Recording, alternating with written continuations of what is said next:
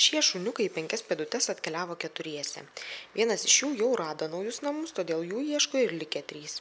Juodaplaukiai trumpakojai mažyliai yra nedidelio ūgio, jiems šiuo metu yra apie 5 mėnesius. Šuniukai yra nukirminuoti, paskiepyti, todėl gali bet kada keliauti į naujus namus.